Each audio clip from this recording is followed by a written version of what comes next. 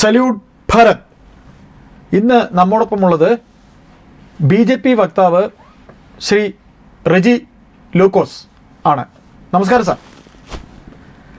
നമസ്കാരം sir. Sir, താങ്കൾ ഇപ്പോൾ BJP വക്താവായി മുഖ്യധാരാ മാധ്യമങ്ങളിലൊക്കെ ഇപ്പോൾ നമ്മുടെ രാഷ്ട്രീയ വിഷയങ്ങൾ സംസാരിക്കാൻ വരുന്നതിന് മുന്നേ കേരളത്തിലെ ഒരു പ്രമുഖ സംഘടനയുടെ വക്താവായി ഇത്രയെങ്കിലും വർഷം ചാനൽ ചർച്ചകൾ പങ്കെടുത്ത ഒരു വ്യക്തിയാണ്. അപ്പോൾ താങ്കൾക്ക് ഏറ്റവും അടുത്ത് നിന്നറിയാവുന്ന ഒരു പ്രസ്ഥാനമാണ് CPM. സർ, എൻ്റെ ചോദ്യം ധർമ്മടത്ത്, അതായത് ഞാൻ ചോദിക്കുന്ന ഒരു അല്പം കണ്ണൂർ പൊളിറ്റിക്സാണ്. ധർമ്മടത്ത് ബഹുമാനപ്പെട്ട മുഖ്യമന്ത്രി പിണറായി വിജയൻ ജയിച്ചേക്കാം. കല്യാശ്ശേരിയിൽ CPMൻ്റെ സ്ഥാനാർത്ഥി ജയിച്ചേക്കാം, അല്ലെങ്കിൽ തളിപ്പറമ്പിൽ ജയിച്ചേക്കാം. സർ, ജയിച്ചേക്കാം എന്ന് മാത്രമേ കണ്ണൂരിലെ CPMന് ഇപ്പോൾ ഒരു റിപ്പോർട്ട് പാർട്ടിയുടെ കീഴ്ഘടകങ്ങളിൽ നിന്ന് മേൽഘടകത്തിന് കൊടുക്കാനായി കഴിയുന്നുള്ളൂ. ജയിച്ചേക്കാം, അത് ഒരു പക്ഷേ എന്ന അർത്ഥം മാത്രമേ ഉള്ളൂ. സർ, ഇതിൽ നിന്ന് നമ്മൾ എന്താണ് വായിച്ചെടുക്കേണ്ടത്? ഏറ്റവും പ്രശസ്തമായ ഒരു വാചകം ഞാൻ ഉദ്ധരിക്കാം. അത് കണ്ണൂർ ജില്ലയുടെ CPMന്റെ ഏറ്റവും തലപ്പത്തുള്ള MV ജയരാജന്റെ ഒരു ചോദ്യത്തിനുള്ള ഉത്തരവായിട്ടല്ല, അദ്ദേഹം ഒരു പ്രസംഗത്തിൽ പറഞ്ഞിട്ട് മറുപടിയാണ്. ഈ തെരഞ്ഞെടുപ്പ്, അതായത് വോട്ടെടുപ്പ് കഴിഞ്ഞ ദിവസങ്ങൾക്കുള്ളിൽ അദ്ദേഹം ഒരു പൊതുവേദിയിൽ തന്നെ പറഞ്ഞു, മത്സരങ്ങളെല്ലാം കടുപ്പമാണ്, ധർമ്മടം ഉൾപ്പെടെ നിസ്സാരമായ രീതിയിൽ വിജയിക്കുന്നില്ല, അവിടെയും വലിയ മത്സരം നേരിട്ടു എന്ന MV ജയരാജന്റെ വെളിപ്പെടുത്തൽ തന്നെ അങ്ങയുടെ ചോദ്യത്തിന് മറുപടിയാണ്. കാരണം അവർക്ക് തന്നെ ബുദ്ധിമായി ചരിത്രത്തിലായിട്ട് ആദ്യമായി ഉത്തരകൊറിയ കഴിഞ്ഞാൽ മറ്റൊരു രാജ്യം ഉദാഹരിക്കാനില്ല. കമ്മ്യൂണിസ്റ്റ് ചട്ടക്കൂടിലുള്ള പ്രദേശങ്ങളിൽ മനുഷ്യന് സ്വാതന്ത്ര്യം പോലും ഇല്ലാതെ ഉരുക്കുകോട്ടയിലുള്ള ഒരു പ്രദേശമാണ് സ്വതന്ത്ര ഇന്ത്യയുടെ ഈ കൊച്ചു കേരളത്തിലെ കണ്ണൂർ ജില്ല. അത് താങ്കൾക്ക് ഉൾക്കൊള്ളാൻ പറ്റുമെന്ന് എനിക്ക് തോന്നുന്നത്. കണ്ണൂർ ജില്ലയിൽ എനിക്ക് വളരെ വ്യക്തമായിട്ടറിയാത്ത പ്രദേശമാണ്. ഞാൻ വളരെ വർഷങ്ങളോളം യാത്ര ചെയ്തിട്ടുണ്ട് പല കാര്യങ്ങൾക്കുമായിട്ട്. ഈ സമീപ ഏതാണ്ട് 1-2 ആഴ്ചകൾക്ക് മുമ്പ് നമ്മുടെ തെരഞ്ഞെടുപ്പിന്റെ സമാപന കലാശക്കൊട്ടിൽ പയ്യന്നൂരിൽ ആ പ്രോഗ്രാം ഉദ്ഘാടനം ചെയ്തതും എല്ലാം അതിന് അവസരം കിട്ടിയിരിക്കുകയാണ്. അന്ന് ഞാൻ പോയ വഴി ട്രെയിനിലാണ് യാത്ര ചെയ്തെങ്കിലും ആ കണ്ണൂരിൽ നിന്നുള്ള പല ആളുകളും ആ ട്രെയിനിൽ ഒപ്പം ഉണ്ടായിരുന്നപ്പോൾ അവരെല്ലാവരും MV ജയരാജൻ പറയുന്ന പോലുള്ള മറുപടികളാണ് പറഞ്ഞത്. കാരണം കണ്ണൂരിൽ വന്ന, ഞാൻ നേരത്തെ ഉത്തരകൊറിയയെ ഉദാഹരിക്കാൻ കാരണം ജനാധിപത്യത്തിന്റെ നിയമവ്യവസ്ഥ പാലിക്കുന്ന രാജ്യമായതുകൊണ്ട് മാത്രമാണ് കേരളത്തിലെ കണ്ണൂർ സ്വതന്ത്ര പ്രദേശമായിട്ട് നമ്മൾ പറയുന്നത്. എന്നാൽ അവിടെ CPM അല്ലാത്തവർക്കൊന്നും ഒരു പ്രവർത്തന സ്വാതന്ത്ര്യം ഇല്ലാത്ത ഒരു നാടാണ്.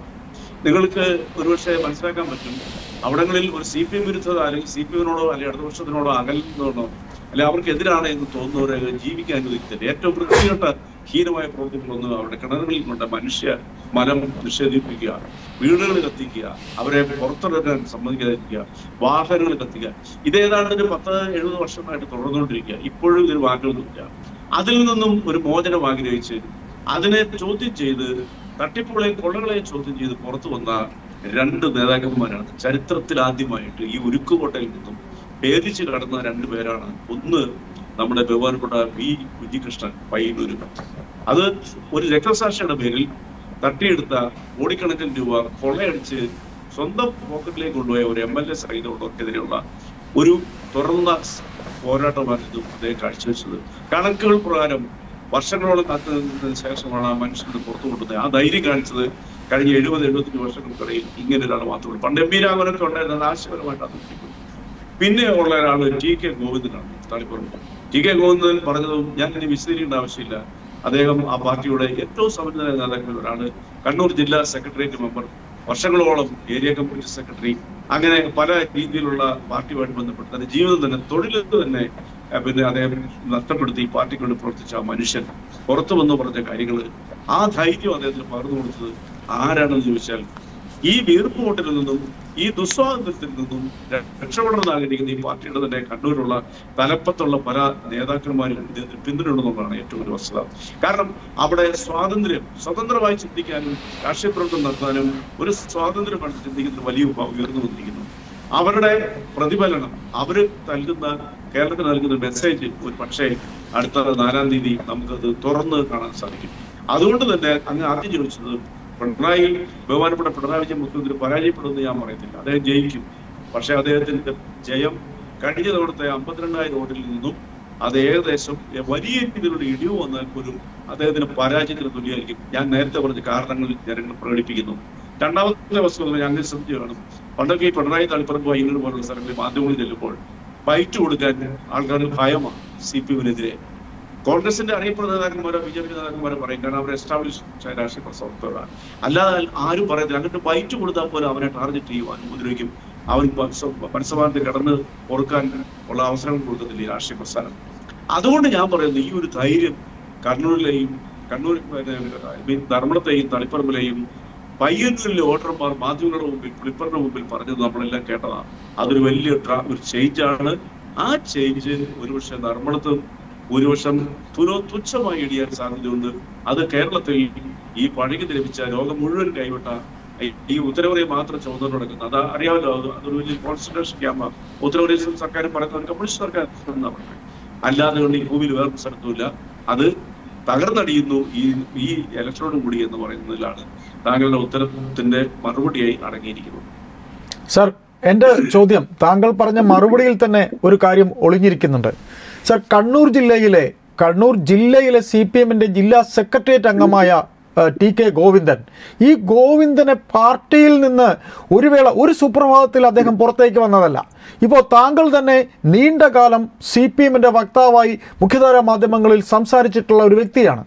അപ്പോൾ സർ, ഇങ്ങനെ നിരവധി പേർ വീർപ്പുമുട്ടി ഈ പാർട്ടിക്കുള്ളിൽ, അതായത് അധികാരത്തിന് വേണ്ടി നിൽക്കുന്ന ഒരു സംഘവും അധികാരമല്ല ഈ പ്രസ്ഥാനമാണ് എന്ന് കരുതുന്ന മറ്റൊരു സംഘവും ഈ പാർട്ടിയിൽ ഉള്ളതിൻ്റെ ബലാബലമാണോ നമ്മൾ ഈ തെരഞ്ഞെടുപ്പിൽ കണ്ടത്? 101% യു ആർ അബ്സല്യൂട്ട്ലി റൈറ്റ്.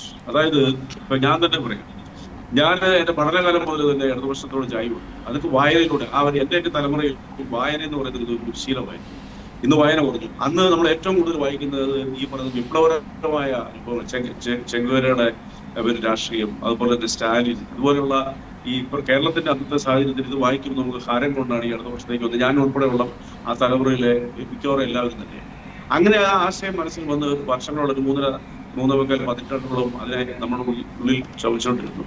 കേരളത്തിലെ ആദ്യത്തെ കേരളത്തിലെ ചരിത്രം വിശകലനം ചെയ്യുന്ന ആദ്യത്തെ പൊളിറ്റിക്കൽ സീനിൽ ഇത് ഞാനാണ്. കൈരളി ചാനലിലേക്ക് തുടങ്ങുന്ന ആദ്യത്തെ ഞായറാഴ്ച മുതൽ തുടങ്ങി. അതുപോലെ അതിന്റെ മുണ്ടാശം യേശുദാസ് എപ്പിസോഡ് ഉണ്ടായിരുന്നത് ബഹുമാനപ്പെട്ട DK മുഖ്യമന്ത്രിയുടെ ഓഫീസ് പോയി ഇന്റർവ്യൂ ചെയ്തു. അങ്ങനെ നമ്മുടെ ഈച്ചാട് വാര്യർ, പിണറായി വിജയൻ, കരുണാകരൻ, ഗൗരിയമ്മ പോലുള്ള PG ജോസഫ് സാർ പോലുള്ള കേരളത്തിലെ രാഷ്ട്രീയത്തിന് അപ്പുറത്തുള്ള എല്ലാവരും പുറത്തിറക്കിക്കൊണ്ട് ആണ് ആ രാഷ്ട്രീയ സീറ്റ് വന്നത്. പക്ഷേ നവാബ് രാജേന്ദ്രന്റെ ജീവചരിത്രവും പോരാട്ടങ്ങളുമാണ് അതിനെ മുന്നിൽ നിന്നുകൊണ്ടിരുന്നത്. അക്കാലം മുതൽ തന്നെ ഇങ്ങോട്ട് വന്നു കഴിഞ്ഞിട്ടുണ്ടെങ്കിൽ അതിനിടയ്ക്ക് ഞാൻ കുറെ വർഷം അമേരിക്കയിൽ ജോലി ചെയ്തു. തിരിച്ചു വന്നതിന് ശേഷവും ഈ ഇടതുപക്ഷത്തിന്റെ മനസ്സുള്ളതുകൊണ്ട് ഈ പക്ഷത്തോടൊപ്പം ചേർന്ന് സഞ്ചരിച്ച് അതിനുവേണ്ടി ന്യായീകരിച്ചു. കൂടാതെ കൊണ്ട് തന്നെ നമ്മളെ സംബന്ധിച്ചോളം ഞാൻ ദേശാഭിമാനിൽ സ്ഥിരമായിട്ടൊന്നും വല്ലപ്പോഴൊക്കെ ലേഖനം എഴുതുന്നു, മാതൃക എഴുതാറുണ്ട്. മംഗളത്തിൽ എൻ്റെ എല്ലാ 90% മംഗളത്തിൽ യാത്ര പറഞ്ഞിട്ട് ഞാൻ എഴുതാറുണ്ട്. അപ്പോഴും നമ്മൾ ഈ ഒരു പെർസ്പെക്റ്റീവിലാണ് നമ്മൾ പൊക്കോണ്ടിരുന്നത്. പക്ഷെ കുറെ കാലങ്ങളായിട്ട് ഞാൻ ഉൾപ്പെടെയുള്ള എന്നെ പോലെ ചിന്തിക്കുന്ന കുറെ ആളുകൾ കഴിഞ്ഞ 1-2 വർഷമായിട്ട്, ചിലരൊക്കെ അതിന് മുമ്പ് അതിനെ ചിന്തിച്ചു, ഞാനൊക്കെ വൈകിപ്പോയി. നമുക്ക് ഈ യാത്രകളിലൂടെ വിദേശങ്ങളിലൊക്കെ യാത്ര ചെയ്യുമ്പോൾ ഇന്ത്യയുടെ മറ്റ് ഉത്തരേന്ത്യൻ പ്രദേശങ്ങളിലെയും നോർത്ത് ഈസ്റ്റ് പോലുള്ള സ്ഥലങ്ങളിലേക്ക് നമ്മൾ യാത്ര ചെയ്യുമ്പോൾ താങ്കൾക്ക് അറിയാമായിരിക്കും എനിക്ക് തോന്നുന്നു. ഞാൻ അത്യാവശ്യം യാത്ര ചെയ്ത് നടന്നത് നമ്മൾ കൺമുമ്പിൽ കാണുന്ന മുൻപത്തെ, അതായത് ഒരു 10 വർഷം മുമ്പ് 15 വർഷം മുമ്പത്തുള്ള ഇന്ത്യയും അതിനുശേഷം വന്നിരിക്കുന്ന ഉത്തരേന്ത്യ തമ്മിലുള്ള ഭയങ്കരമായ ചേഞ്ച്, നാഷണൽ ഡെവലപ്മെന്റ്സ് ആണെങ്കിലും മനുഷ്യന്റെ മനസ്സമാധാനം കൊണ്ടിരുന്ന കാര്യത്തിലായാലും എല്ലാ വിധത്തിലും വന്നിരിക്കുന്ന അത്ഭുതകരമായ മാറ്റങ്ങൾ കണ്ണിൽ കണ്ടപ്പോൾ വിദേശത്ത് ഒരു അനുഭവത്തിൽ ഷെയർ ചെയ്യണമെന്ന് തോന്നി. ഞാൻ 2002 ആദ്യം അമേരിക്ക ചെല്ലുമ്പോൾ പാകിസ്ഥാനിൽ നിന്ന് ചോദിക്കുന്നുണ്ട്. കാരണം എന്താ അറിയോ, അത് വേൾഡ് ട്രേഡ് സെന്റർ തകർന്ന് ഒരു 1.5 വർഷം ശേഷമാണ് ഞാൻ ലാൻഡ് ചെയ്യുന്നത്. അവർ ഭയന്നാണ് ജീവിക്കുന്നത്. ഇന്നും അമേരിക്ക ചെല്ലുന്ന ഭയന്നാണ് ജീവിക്കുന്നത്. അവര് നമ്മളെ കണ്ടാൽ പാകിസ്ഥാനി എന്ന് വിചാരിക്കുന്നത്. അതുകൊണ്ടാണ് ചോദ്യം ചോദിക്കുന്നത്. അപ്പൊ നമ്മൾ പറയുന്നത് ഐ ആം ഫ്രം ഇന്ത്യ എന്ന് പറഞ്ഞാൽ അവർക്ക് ചുക്കും അറിയത്തില്ല. സത്യം പറ, ആ വാക്കാണ് ഉപയോഗിക്കുന്നത്. ആകെ അറിയാവുന്നത് മദർ തെരേസയുടെ പേര് അപൂർവം ചേർത്ത് അറിയാം. പിന്നെ 1-2 പേര് ഗാന്ധിയുടെ പേര് പറയും. അല്ലാതെ ഇന്ത്യയെ കുറിച്ച് ഒരു അപരിഷ്കൃത നാടാണെന്നും ജീവിക്കാൻ മാർഗമില്ലാതെ ഗതികെട്ട് വന്നവരാണെന്നും ഉള്ളൊരു ചിന്ത അവരുടെ മനസ്സിൽ. അത് അവർ നമ്മളെ തുറന്ന് പറയത്തില്ല. 1-2 പറഞ്ഞിട്ടുണ്ട്. കാരണം നിയമം അത് അനുവദിക്കാത്തതുകൊണ്ട് മാത്രം. അതുകൊണ്ട് ഇന്ത്യ എന്ന് പറയുന്ന ഒരു അൺനോൺ, ഒരു പോവർട്ടി ബേസ്ഡ് ആയിട്ടുള്ള രാജ്യമായിട്ടാണ് ലോകത്ത് മുഴുവൻ. ഞാൻ അവിടെ അല്ലാണ്ട് പല സ്ഥലത്തും ഇത് കണ്ടിട്ടുണ്ടല്ലോ. അന്നും മലയാളികൾ 3-4 ലക്ഷം കേരളത്തിലുണ്ട്. ഇന്ത്യക്കാരുടെ 40 ലക്ഷം അന്നുകൊണ്ട്. ഇപ്പൊ അതൊരു 70 ലക്ഷമായിട്ട് വളർന്നു കഴിഞ്ഞു. പോട്ടെ, അതിലേക്ക് നമുക്ക് പറ്റാം. എന്നാൽ ഞാനൊക്കെ മടങ്ങി വന്നതിന് ശേഷം വീണ്ടും പല കാര്യങ്ങൾക്കുമായിട്ടും അമേരിക്കയിൽ പോയിട്ടുണ്ട്, പൊക്കാരന്റെ കൺവെൻഷൻ പോയിട്ടുണ്ട്, പല പ്രോഗ്രാമിന് പോയിട്ടുണ്ട്. അപ്പൊ അവിടെയൊക്കെ ഇപ്പോൾ നിങ്ങൾ US പോലുള്ള രാജ്യങ്ങളിൽ ചെയ്യുമ്പോൾ ഒരു ഇന്ത്യക്കാരന് കിട്ടുന്ന അഭിമാനം, ഒരു പ്രൗഡ്, അവർ തരുന്ന ഒരു ആദരവ്, ഇത് കേൾക്കുന്ന അമേരിക്കൻ മലയാളികൾക്ക് അത് വ്യക്തമായിട്ടില്ല, അല്ലെങ്കിൽ വിദേശ മലയാളികൾക്ക് നമ്മളെ അത്ഭുതപ്പെടുത്തും. കാരണം ഒരു രാജ്യത്തെ പട്ടിണിയും പരിവട്ടവും പാമ്പുകളുടെയും അന്ധവിശ്വാസങ്ങളുടെ അനാചാരങ്ങളുടെയും നാടായിട്ട് ചിത്രീകരിക്കുന്ന ഇന്ത്യ ഇന്ന് ലോകത്തിന്റെ നെറുകയിൽ എത്തിച്ചത് കേവലം 10-11 വർഷം കൊണ്ട് ഒരു ഭരണാധികാരിയും ആ ഭരണത്തിന് നേതൃത്വം കൊടുക്കുന്ന രാഷ്ട്രീയ പ്രസ്ഥാനമാണെന്നുള്ളത് നമ്മളെ വല്ലാതെ, ഈ പറയുന്ന കടുത്ത CPM-കാരനെ പോലും മാറി ചിന്തിപ്പിക്കും. ഈ 4 വട്ടത്തിനോട് മാത്രമല്ല നമ്മൾ ഈ രാജ്യത്തെ കാണുന്നത്. അതുപോലെ ദേശത്തിന്റെ വളർച്ച ഭീകരം എന്ന് പറഞ്ഞാൽ അത്ര ഭയങ്കരമായിട്ടാണ് ഈ രാജ്യം. ലോകത്തെ ഏറ്റവും കൂടുതൽ നാഷണൽ ഹൈവേകൾ വികസിച്ചിരിക്കുന്നത് ഇന്ന് ഇന്ത്യയിലാണ്. That's true. 4-ാം സ്ഥാനമാണ് സാമ്പത്തികമായിട്ട് ഈ രാജ്യം ഉയർന്നിരിക്കുന്നത്. ഒരു ഭരണാധികാരിക്ക് ലോകത്തിൽ 35-40 വർഷം കൊണ്ട് പോലും നേടാൻ പറ്റാത്തതാണ് 10-11 വർഷം കൊണ്ട് നരേന്ദ്രമോദി എന്ന് പറയുന്ന മഹാനായ ഇന്ത്യയുടെ പ്രധാനമന്ത്രിയും ഭരണകൂടം നേടിയെടുത്തെന്ന് പറഞ്ഞാൽ ഇത് കേൾക്കുന്ന ഏതെങ്കിലും ലോകത്തെ കുറിച്ച് അറിയാത്തവരല്ലാത്ത ഒറ്റ മനുഷ്യനും നിഷേധിക്കുന്നില്ല ഞാനീ പറഞ്ഞു. കാരണം കണ്ടതും കേട്ടതുമായ കാര്യങ്ങളാണ് ഞാനീ പറയുന്നത്. ഞാൻ അതുകൂടെ പറഞ്ഞത് കുറെ നാളുകളായിട്ട് ഇതിന് മനസ്സിലുണ്ട്. തെറ്റായ രീതിയിൽ ദ്രവിച്ച ലോകം മുഴുവൻ എഴുത്തല്ലോ, യാതൊരു പ്രാധാന്യമില്ലാതെ മുതലാളിത്തം, സാമ്രാജ്യത്വം, നിയോ ലിബറലിസം, പിന്നെ എന്താ ബൂർഷ്വ, ഈ വാക്കുകൾക്കൊന്നും നമ്മുടെ നാട്ടിൽ പ്രസക്തിയില്ല. മുതലാളിയില്ലായെങ്കിൽ തൊഴിലാളി ഉണ്ടാവും. ബൂർഷ്വ എന്ന് പറയുന്നത് ഇന്ന് ലോകത്തിലെ ഏറ്റവും വലിയ ബൂർഷ്വ രാഷ്ട്രീയ പ്രസ്ഥാനം കേരളത്തിലെ CPM-ആണ്.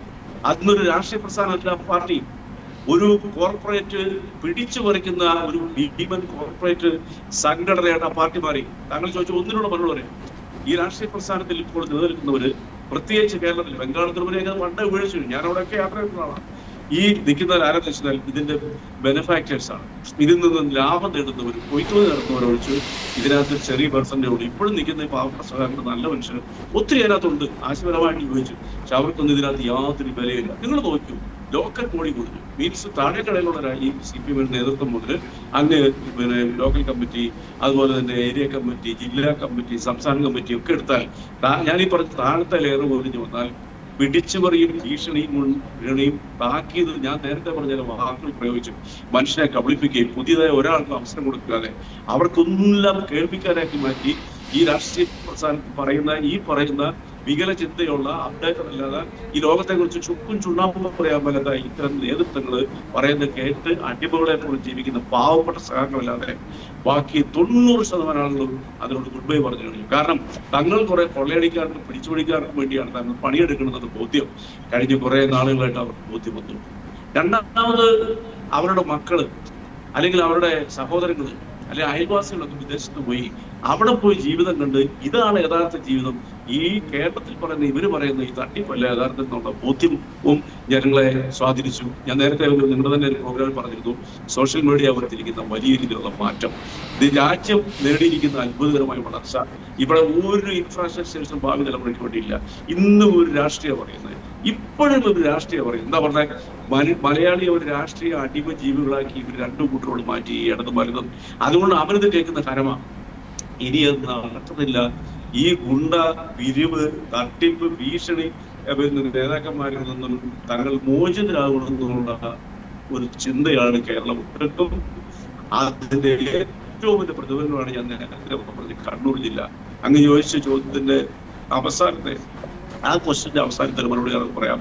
താങ്കൾ പിണറായി വിജയന്റെ പേര് ഉപയോഗിച്ചു, അതിലെനിക്ക് ഒരു അത്ഭുതമില്ല. കാരണം ധർമ്മടത്ത് എന്ന് പറയുന്ന സ്ഥലത്തെ വോട്ടിന്റെ അദ്ദേഹത്തിന്റെ ഭൂരിപക്ഷത്തിൽ നിന്ന് ഒരു ഇടിവുണ്ടായാൽ അത് കേരളത്തിലെ CPM-ന്റെ അന്ത്യവും പിണറായി വിജയൻ എന്ന് പറഞ്ഞ വ്യക്തിയുടെ പരാജയമാണെന്നുള്ള കാര്യത്തിൽ യാതൊരു തർക്കവും. സർ, ഏതായാലും കഴിഞ്ഞ ഒരു വർഷത്തിനിപ്പുറമായി കണ്ണൂർ ഘടകത്തിൽ തന്നെ ഇത്തരത്തിൽ ഈ പറയുന്ന TK ഗോവിന്ദനെ പാർട്ടിയിൽ നിന്ന്, അതായത് ഒരു റിബൽ സ്ഥാനാർത്ഥിയായി കൊണ്ടുവരുന്നതിന് നീക്കം പാർട്ടിക്കകത്ത് തന്നെ ഉള്ള ഉന്നതർ നടത്തിയിരുന്നു എന്നുകൂടെ കേൾക്കുമ്പോൾ താങ്കൾക്ക് അതിശയം തോന്നുന്നില്ലേ?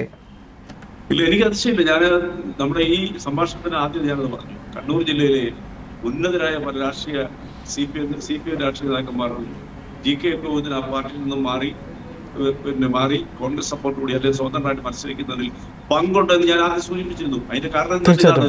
ഇതിനെ വെറുത്തിരിക്കുന്നു. ഞാൻ ഇപ്പോഴും പറയാം, ഈ രാഷ്ട്രീയ പ്രസ്ഥാനത്തിനോട് ആത്മാർത്ഥമായി കൂറും സ്നേഹവും ബഹുമാനമുള്ള ഈ ഞാൻ നേരത്തെ പറഞ്ഞ പോലെ മനസ്സിൽ ഫീഡിയിരിക്കുന്ന ആ ആശയത്തെ ഉൾക്കൊള്ളുകയും ചെയ്ത ഒരുപാട് ആൾക്കാർ ഇപ്പോഴും ഉണ്ട്.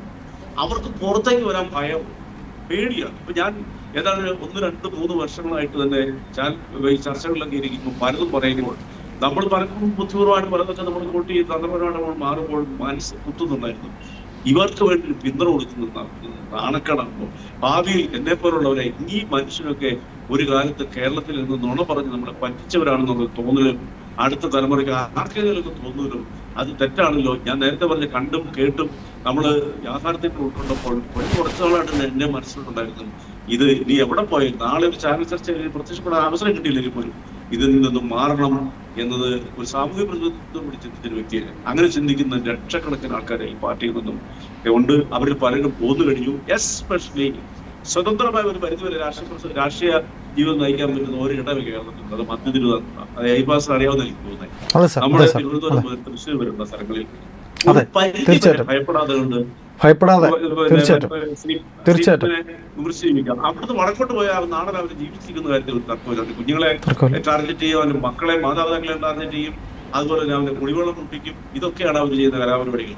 അപ്പൊ അതുകൊണ്ട് അത് പിന്നെ അതിന് ആ സ്വാതന്ത്ര്യമില്ലായ്മയ്ക്ക് ഒരു മാറ്റം വരുന്ന ഒരു ലക്ഷണമാണ് കണ്ണൂർ ജില്ലയിൽ നിന്നുള്ള TK ഗോവിന്ദന്റെ മാറ്റം. അതിൽ അവിടുത്തെ ശക്തരായിട്ടുള്ള രാഷ്ട്രീയ പ്രസ്ഥാനം ആ പാർട്ടിയുടെ നേതാക്കന്മാർക്ക് അതിനകത്ത് പങ്കുണ്ട്. തന്നെയുമല്ല, ഞാൻ 90% വിശ്വസിക്കുന്നു, അതിലെ യാത്ര ചെയ്ത ഒരാളെന്നുള്ളതിലേക്ക് പലരുമായിട്ട് സംസാരിച്ചതെന്നും പറയും. ഞാൻ വിശ്വസിക്കുന്നു തളിപ്പറമ്പിൽ CPM പരാജയപ്പെട്ടാൽ 2 കാരണങ്ങളുണ്ട്. ഒന്ന്, സാജൻ എന്ന് പറയുന്ന ആന്തൂർ മുനിസിപ്പാലിറ്റിക്കുള്ളിൽ തന്റെ ജീവിതത്തിലെ മുഴുവൻ സമ്പാദ്യങ്ങളും പടുത്തു ഉയർത്തിയ ഒരു പിന്നെ കൺവെൻഷൻ സെന്ററിന് അന്ന് ഈ ഗോവിന്ദ മാഷ ഭാര്യ നളിനി ശ്യാമളയായിരുന്നു, PK ശ്യാമളയായിരുന്നു ചെയർപേഴ്സൺ. ഇത്രയ്ക്ക് ക്രൂരമായ രീതിയിൽ ചെറുപ്പക്കാരനെ വേട്ടയാടി ചരിത്രം കേരളത്തിൽ. ഈ കർഷകർ നിനക്ക് ഇതിനുള്ള ലൈസൻസ് തരികയെന്ന് പറഞ്ഞ് ആ ഒറ്റ വാക്കുകൊണ്ടാണ് ചെറുപ്പക്കാരെ പോലും മോശമായ രീതിയിൽ ചിത്രീകരിച്ചുകൊണ്ട് ദേശാഭിമാനി ഞാൻ മാത്രം പാർട്ടി പറയത്തില്ല. ആ സ്ത്രീയെ തന്നെ തന്റെ ഭാര്യയ്ക്ക് 3 പ്രാവശ്യം MLA-യും 1 പ്രാവശ്യം മന്ത്രിയായ ഗോവിന്ദ മാഷ് സമത്വവും സ്വാതന്ത്ര്യവും കുടുംബവാഴ്ചയ്ക്കെതിരെ പ്രവർത്തിച്ചു നടക്കുന്ന ഈ ഗോവിന്ദ മാഷിനെ പോലുള്ള രാഷ്ട്രീയ നേതാക്കന്മാർക്ക് ഉളുപ്പില്ലാതെ ലജ്ജയില്ലാതെ അയാളുടെ ഭാര്യയ്ക്ക് തന്നെ സീറ്റ് കൊടുത്തു. അതിന്റെ പ്രതിഷേധവും പിന്നെ TK ഗോവിന്ദൻ ഉയർത്തിയ വിഷയങ്ങളും അവിടുത്തെ ജനങ്ങൾ ഉൾക്കൊണ്ടു കഴിഞ്ഞു. തളിപ്പറമ്പിൽ അവർ പരാജയപ്പെടാനുള്ള സാധ്യത 90%. ഇപ്പോഴും നല്ല സൗഹൃദമുള്ള നിരവധി CPM-ന്റെ അവിടുത്തെ പ്രവർത്തകരെ എനിക്ക് വേണ്ട ഞാനുമായിട്ട് പേഴ്സണലായിട്ട് അറിയാവുന്ന പറയുന്നത് അവിടുത്തെ പ്രത്യക്ഷത്തിൽ വരുത്തില്ല. തോറ്റു കഴിഞ്ഞാൽ ഒരു കാര്യം ഐപാസ് ഇപ്പൊ തന്നെ കുറിച്ച് വെച്ചോ, വിപ്ലവകരമായ ഒരു പൊട്ടിത്തെറി ആ പാർട്ടിക്കകത്ത് ഉണ്ടാകാൻ പോകുന്നു. ഒരു തർക്കമില്ല. കാരണത്തിൽ LDF സർക്കാർ 3ാം വട്ടം വന്നാലും ഇല്ലെങ്കിലും CPM എന്ന് പറയുന്നത് ഞാൻ നേരത്തെ ചോദിക്കുകയാണ്, പഴകിക്ക് ദ്രവിച്ച ഒരാശയം ചുമന്നുകൊണ്ട് കൊള്ള സംഘത്തിനെ വളർത്താൻ ശ്രമിക്കുന്ന നാട്ടിലെ ജനങ്ങളോട് ഒരു പ്രതിബദ്ധതയില്ലാത്ത ഈ രാഷ്ട്രീയ പ്രസ്ഥാനം കേരളത്തിൽ അതിന്റെ അവസാന അധ്യായത്തിന്റെ അവസാന ഭാഗത്തേക്ക് കടന്നിരിക്കുന്നു എന്നുള്ളതാണ് സത്യം. ഞാൻ ഈ പറഞ്ഞ മുഴുവനും എന്റെ അനുഭവങ്ങൾ കൊണ്ട് എന്റെ ഹൃദയത്തിൽ നിന്ന് പറഞ്ഞാണ്. ഞാൻ മാറാനുണ്ടായ കാരണത്തോടൊപ്പം യാത്ര ചെയ്യാൻ ആഗ്രഹിക്കുന്ന വ്യക്തിയായതുകൊണ്ടാണ്. ഏതായാലും സാർ, ഞാൻ തൽക്കാലം ഈ വിഷയം നിർത്തുകയാണ്. താങ്കൾ പറഞ്ഞ് അവസാനിപ്പിച്ച, അതായത് MV ഗോവിന്ദൻ എന്ന പാർട്ടി സെക്രട്ടറി അദ്ദേഹത്തിൻ്റെ ഭാര്യയ്ക്ക് സീറ്റ് ഉണ്ടാക്കി കൊടുത്ത തരത്തിലേക്ക് അധപ്പതിച്ചു പോയി ഈ സംഘടന എന്ന് അതിനോടൊപ്പം സഞ്ചരിച്ച ഒരു വ്യക്തിയായി താങ്കൾ പറയുന്നിടത്ത് ഞാൻ തൽക്കാലം നിർത്തുന്നു. നമ്മൾ ഇനിയും ഈ വിഷയത്തെക്കുറിച്ച് സംസാരിക്കും. അത് ഈ പറയുന്ന 4-ാം തീയതിക്ക് ശേഷം ആണ് എന്നുള്ളത് ഞാൻ സാറിനോട് മുൻകൂറായി പറയുന്നു. നന്ദി.